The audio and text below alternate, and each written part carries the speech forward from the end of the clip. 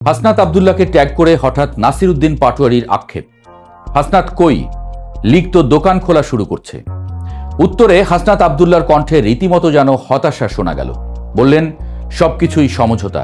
ওদিকে আবার সার্জিস আলম বলে উঠলেন সেই পুরনো রাজনীতি, অর্থাৎ দিন যাচ্ছে, আওয়ামী লীগ বের হচ্ছে প্রকাশ্যে, বিএনপির সাথে সমঝোতা করেই এমন সাহস পাচ্ছে আওয়ামী লীগ, এমন অভিযোগে হতাশা ঝরে পড়ছে হাসনাত সার্জিসদের কণ্ঠে।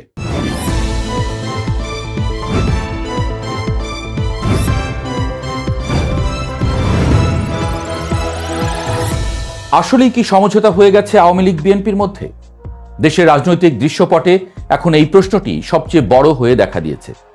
নির্বাচনের পর থেকে হুট করেই যেন ভোল পাল্টাতে শুরু করেছে রাজনীতির মাঠ। যেই আওয়ামী লীগের কার্যক্রমকে গত বছর ডক্টর ইউনূসের নেতৃত্বাধীন অন্তর্বর্তী সরকার আনুষ্ঠানিকভাবে নিষিদ্ধ ঘোষণা করেছিল, সেই দলের নেতাকর্মীরাই এখন প্রকাশ্যে আসতে শুরু করেছেন। ঢাকা সহ দেশের বিভিন্ন জেলা এবং উপজেলায় দলটির তালাবদ্ধ কার্যালয়গুলো একে একে খুলতে শুরু করেছে। পঞ্চগড় থেকে শুরু করে চাঁদপুর, ঠাকুরগাঁও, সাতক্ষীরা, বরগুনা, পটুয়াখালী, এমনকি খোদ রাজধানীর বুকেও দেখা যাচ্ছে তাদের সগর্ব তৎপরতা। নির্বাচনের পরপরই এই যে ঝটিকা মিছিল, কার্যালয় দখল এবং রাজনৈতিক অঙ্গনে নিজেদের অস্তিত্ব প্রমাণের মরিয়া চেষ্টা, এর পেছনে কি কেবলই কর্মীদের আবেগ, নাকি পর্দার আড়ালে রচিত হয়েছে রাজনীতির নতুন কোনো চিত্রনাট্য? রাজনীতির মাঠে কোনো কিছুই বিনা কারণে বা শূন্য থেকে ঘটে না।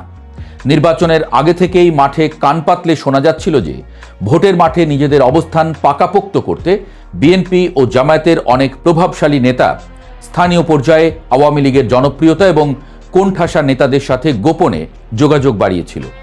হিসাবটা ছিল খুব সোজা, ভোটের মাঠে প্রচ্ছন্ন সমর্থন দাও, নির্বাচনের পর দলীয় কার্যালয় খুলতে বা রাজনীতিতে ফিরতে খুব একটা বাধা দেওয়া হবে না। পঞ্চগড়ে চাকলাহাট ইউনিয়ন আওয়ামী লীগের কার্যালয়ের তালা খোলার সময় স্বয়ং সদর উপজেলা বিএনপির সভাপতির উপস্থিতির যে ভিডিও সামাজিক যোগাযোগ মাধ্যমে ঝড় তুলেছে, তা কোনো বিচ্ছিন্ন ভুল বা কাকতালীয় ঘটনা নয়। এটি মূলত তৃণমূল পর্যায়ে গড়ে ওঠা সেই অঘোষিত রাজনৈতিক সমঝোতারই একটি দৃশ্যমান রূপ। যদিও তীব্র সমালোচনার মুখে পড়ে সেই বিএনপি নেতা দাবি করেছেন যে তিনি জানতেন না ওটা আওয়ামী লীগের অফিস, কিন্তু রাজনীতির সচেতন দর্শকরা এই না জানার পেছনের আসল সত্যটা খুব ভালো করেই জানেন। এখন রাজনীতির ময়দানে সবচেয়ে বড় এবং চমকপ্রদ প্রশ্ন হল, ১.৫ দশকের চরম বৈরী সম্পর্ক এবং গুম খুনের রাজনীতির ইতিহাস ভুলে বিএনপি কেন আওয়ামী লীগের প্রতি এতটা নমনীয় হবে? রাজনৈতিক বিশ্লেষকদের মতে এর পেছনে কাজ করছে অত্যন্ত সুদূরপ্রসারী এবং কৌশলী এক রাজনৈতিক হিসাব নিকাশ। অন্তর্বর্তী সরকারের বিদায়ের পর নতুন সরকার হিসেবে বিএনপি এখন রাষ্ট্র ক্ষমতায়। এই মুহূর্তে রাজপথে তাদের প্রধান ডানপন্থী মিত্র এবং একই সঙ্গে তীব্র প্রতিযোগী হয়ে উঠেছে জামায়াতে ইসলামী ও তাদের জোট। বিশ্লেষকরা মনে করছেন, রাজনৈতিক সমীকরণে আওয়ামী লীগ যদি একেবারে নিশ্চিহ্ন হয়ে যায়, তবে বিরোধী শিবিরের পুরো মাঠ ফাঁকা পেয়ে তা দখল করে নেবে জামায়াত জোট। তখন সরকারকে যখন তখন চাপে ফেলা বা ব্ল্যাকমেইল করার একচেটিয়া ক্ষমতা চলে যাবে তাদের হাতে।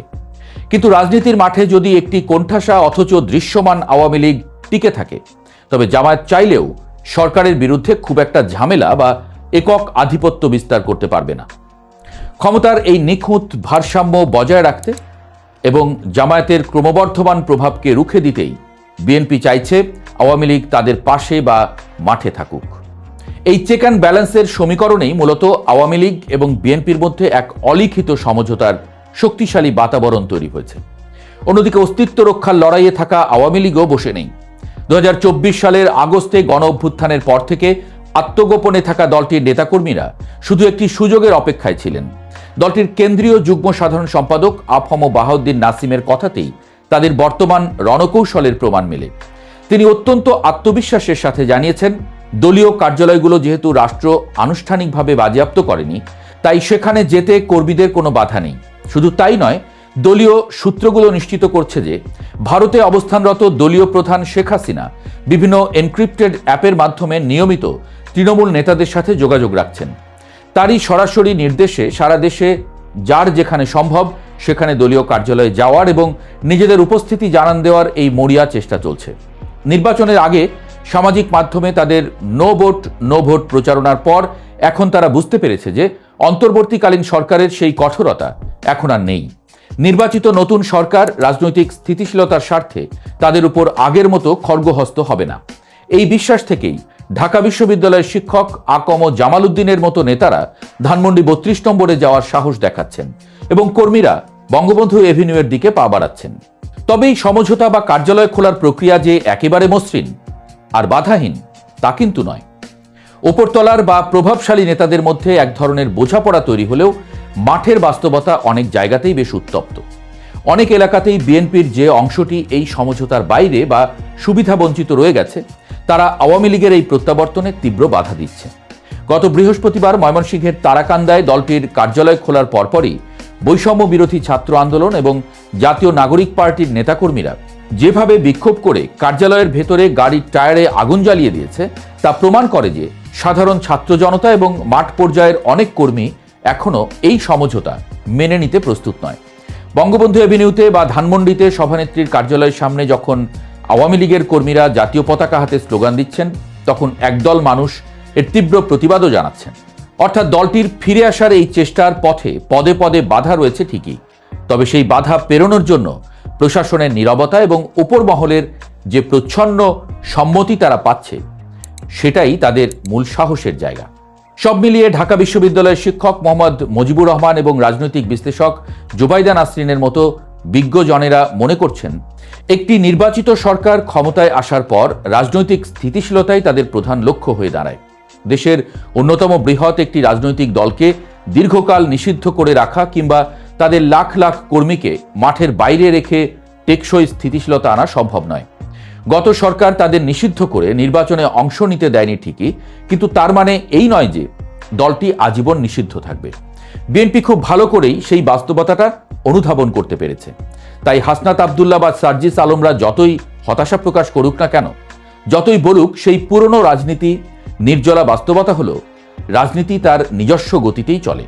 আবেগ আর অভ্যুত্থানের স্লোগান দিয়ে হয়তো ফ্যাসিবাদের পতন ঘটানো যায়, কিন্তু রাষ্ট্র চালাতে গেলে প্রয়োজন হয় হিসেবই চালের। আর সেই হিসেবের খাতাতেই জামায়াতকে ঠেকাতে এবং নিজেদের রাজনৈতিক জমি নিরঙ্কুশ রাখতে আওয়ামী লীগের সাথে বিএনপির এই ভাই ভাই সমঝোতা এখন আর কোনো গোপন বিষয় নয়, বরং দিনের আলোর মতোই স্পষ্ট এক রাজনৈতিক বাস্তবতা। এমনটাই মনে করছেন বিশ্লেষকরা।